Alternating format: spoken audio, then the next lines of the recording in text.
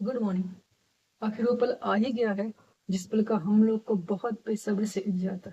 जी हाँ, हम वही बात कर रहे हैं, रेलवे की बात कर रहे हैं। किसकी बात कर रहे हैं? रेलवे की। और ग्रुप डी। हाल ही में 19 या 20 जनवरी को रेलवे ग्रुप डी ने एक नोटिफिकेशन जारी किया। 20 जनवरी को नोटिफिकेशन जारी किया कि ग्रुप डी का वैकेंसी निकलने वाली है। इसमें लगभग जो पोस्ट होने वाली है वो 22,000 से प्लस पोस्ट होने वाली है, यानी कि लगभग 22,000 कैंडिडेट इसमें अप्लाई कर सकते हैं पोस्ट के लिए। ठीक है, तो अब नोटिफिकेशन कब आया? 19 या 20 जनवरी को। मैं इसमें श्योर नहीं हूँ, बट 19 या 20 जनवरी को वो नोटिफिकेशन आ चुका है। अब ये अप्लाई कब से होगा? सबसे बड़ा बात यहाँ से था कि शुरू कब से होगा। नोटिफिकेशन खैर आ चुका है, तो अप्लाई होगा 31 जनवरी 2026, यानी कि 31 जनवरी, जो कि जनवरी चल रहा है, इस जनवरी के लास्ट से 31 से स्टार्ट होगी और ये चलेगी 2 मार्च तक। यानी कि आपको फरवरी भर का टाइम रहेगा, 1 महीने का टाइम रहेगा, आप लोग इसको अप्लाई कीजिए। और अब बात आती है फीस की, कितना फीस होगा?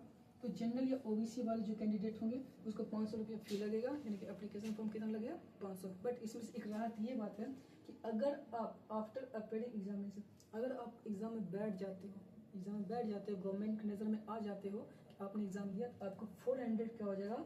वो रिफंड हो जाएगा। क्या हो जाएगा? वो वापस हो जाएगा। तो रेलवे सिर्फ आपके आपके एक कैंडिडेट से सिर्फ 100 रुपया अपना फी चार्ज करेंगे। ये तो रहा जनरल और ओबीसी का। अब आते हैं SC ST वाले लोग क्या करेंगे, तो उसको सिर्फ 400 रुपया लगेगा। ठीक है जी, उसको कितना लगेगा? सिर्फ 400 रुपया। और ऑल कैटेगरी फीमेल, यानी कि फीमेल का बात करें तो फीमेल यानी कि लेडीज, यानी कि गर्ल्स लोग, चाहे जनरल हो या ओबीसी हो या ST हो या SC हो, उससे कोई मतलब नहीं, उसको सिर्फ और सिर्फ 250 रुपये उसको रजिस्ट्रेशन फी देना पड़ेगा। ठीक है, अब आता है मिनिमम एज कितना होगा? तो कम से कम 18 और कम से कम 18, यानी कि मिनिमम एज 18 से नीचे का नहीं अप्लाई कर सकते हैं, और मैक्सिमम 33, इसमें भी रिस्ट्रिक्शन मिल चुका है, यानी कि 33 साल से ज़्यादा का अप्लाई नहीं कर सकते और 18 साल से कम का अप्लाई नहीं कर सकते। उसके बाद एग्ज़ाम होगा कैसे? तो एग्ज़ाम होगा CBT पैटर्न पे, यानी कंप्यूटर बेस्ड टेस्ट, यानी कि कंप्यूटर के हिसाब से टेस्ट होगा, यानी कि ऑफलाइन नहीं ऑनलाइन होने वाला ये टेस्ट। उसके बाद अगर ये आप क्रॉस कर लेते हो, फिर आपको आएगा फिजिकल टेस्ट देने के लिए, यानी कि फिजिकल के बुलाया जाएगा। अब यहाँ पे बात क्या होता है, फिजिकल में क्या होता है? देखो, फिजिकल में ये होता है कि मेल और फीमेल दो कैटेगरी, सीधी बात है, लेडीज भर सकते हैं, जेंट्स भर सकते हैं, तो दोनों का फिजिकल होगा। जो अगर आप फर्स्ट CBT फर्स्ट पार कर लेते हैं, फिर आपका आया फिजिकल है। मेल को क्या करना है कि, यानी कि बॉयज़ को क्या करना है? 1000 मीटर इन 4 मिनट और 15 सेकेंड, यानी 4 मिनट और 15 सेकेंड में 1000 मीटर यानी 1 किलोमीटर को दौड़ के वो क्वालिफाई करना है, पार करना है। उसके बाद प्लस सिर्फ यही करके आप क्वालिफाई नहीं हो जाएगा, उसके बाद क्या? 35 किलो का वेट, 35 किलो का वजन लेकर आपको 2 मिनट के अंदर 100 मीटर तक चलना है, यानी कि टोटल 35 किलो का वेट आपको थमा देगा और 2 मिनट के अंदर आपको 100 मीटर तक जाके पार करना है, तब जाके आप क्या कर पाएगा? इस फिजिकल टेस्ट को क्वालिफाई। अब आते हैं सेम पैटर्न लेडीज पे, यानी कि फीमेल पे। तो फीमेल में देखो, चाहे यहाँ फी की बात हो या फिजिकल टेस्ट की बात हो, फीमेल को हर जगह कहीं ना कहीं डिस्काउंट मिलता है। देखो, 1000 मीटर तो रहेगा ही, लेकिन इसका टाइम क्या बढ़ जाएगा? 5 मिनट 40 सेकेंड। जहाँ पे मेल को मिलता था 4 मिनट और 15 सेकेंड, वहाँ पे फीमेल को क्या मिलेगा? 5 मिनट और 40 सेकेंड, यानी कि इसको टाइम थोड़ा ज़्यादा मिल रहा है। उसके बाद ऐसा नहीं कि सिर्फ रनिंग में इसको टाइम ज़्यादा मिल रहा है, इसको हर चीज़ में टाइम ज़्यादा मिल रहा है। जहाँ पे बॉयज़ के लिए 35 kg यानी 35 किलो था, वहाँ पे गर्ल्स के लिए कितना, यानी फीमेल के लिए कितना है? 20 किलो। सेम 100 मीटर का दौड़ रहेगा, फिर चलना रहेगा 2 मिनट के अंदर, दोनों में सेम है। लेकिन बॉयज़ के लिए 35 किलो 35 kg का, और फीमेल के लिए 20 kg का, यानी कि इसका 20 kg और मेल के 35 kg। अब क्वालिफिकेशन क्या होगी, यानी कौन कौन इसको भर सकते हैं? तो सबसे पहले अगर आप बोर्ड का एग्जाम पार कर चुके हो 10th, तो आप लोग इसके लिए क्या करोगे? अप्लाई कर सकते हो। इसमें भी दो कैटेगरी आते हैं।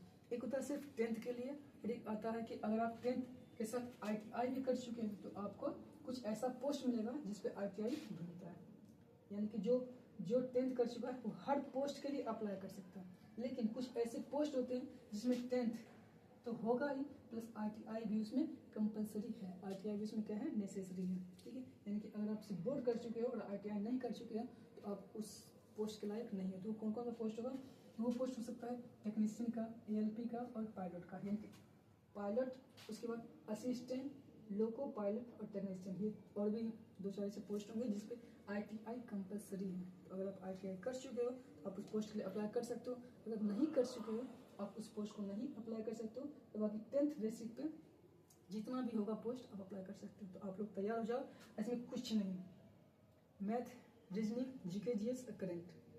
मैथ और रीजनिंग, अगर मैथ और रीजनिंग की बात करें यानी कि M+R, टोटल से 35 मार्क्स, टोटल से 35 मार्क्स। अगर आप ये 35 मार्क्स कंप्लीट कर लेते सिर्फ मैथ और रीजनिंग से, तो एक तरह समझो कि रिजल्ट बन जाएगा। बस वो डिपेंड करता है कि आपका कैटेगरी क्या है। अगर OBC और जनरल कैटेगरी तो उसका कट ऑफ ज़्यादा जाता है। तो आप लोग इस बात को ध्यान रखना कि ग्रुप डी का वैकेंसी आ चुका है, 22,000 से प्लस का पोस्ट होगा, ठीक है। आप लोग भिड़ जाओ तैयारी करने में, क्योंकि मार्च में तो क्लोजिंग कर ही रहा है, मार्च का लास्ट डेट है। इसके 6 मंथ बाद यानी कि अप्रोक्स जून, जुलाई, अगस्त में इसका एग्ज़ाम हो जाएगा। इसका एग्ज़ाम क्या हुआ, ये रेलवे क्या करेगा, ऐसा एग्ज़ाम। ये रहा बहुत ही खुशखबरी की बात है, जो आप बोर्ड का एग्ज़ाम दे चुके हो आप लोग भिड़ जाओ।